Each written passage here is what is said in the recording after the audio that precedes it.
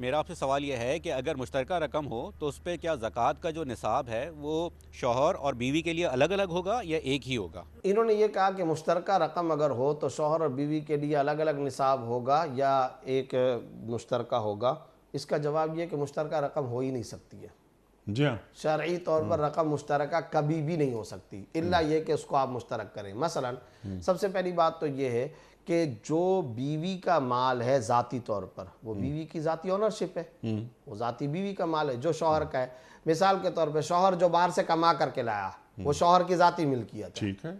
लिहाजा जब उसकी ज़ाती मिल्कियत है ज़कात भी उसको देनी है। अच्छा, औरत का सवाल हो सकता है कि जनाब औरत के पास जो जेवर वगैरह है, सोना चांदी है, नकद रकम है, शरीयत ने तय किया हुआ है। तयशुदा बात यह है, अगर वो जेवर अपने माँ बाप के घर से लाइए, जिसको जहेज कहा जाता है, अगर माँ बाप के घर से लाइए, उसकी ऑनरशिप और मिल्कियत बीवी की ज़ाती है।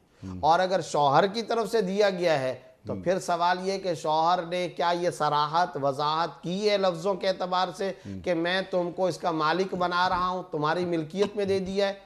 अगर इस तरह की वजाहत की है तो फिर जो शौहर ने जेवर दिया वो भी बीवी की मिल्कियत और ऑनरशिप में। और अगर इस तरह की सराहत और वजाहत नहीं की है तो फिर जो कुछ शौहर जेवर बना बना करके देगा, इवन के जो पैसा भी देगा, वो सारे का सारा शौहर की ज़ाती मिल्कियत होगा।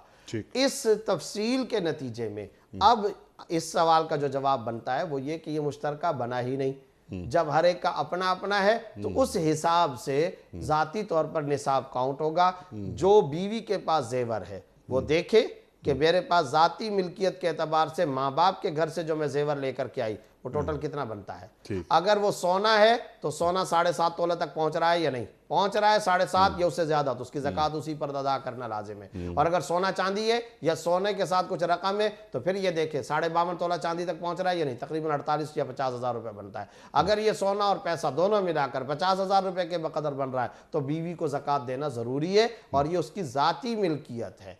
इसी तरह जो शौहर के पास पैसा माल है या उसने जो जेवर बनाया हुआ है अपनी तरफ से अपने पैसे खर्च करके, तो ये शौहर की मिल्कियत है और उसकी ज़कात शौहर को देनी है।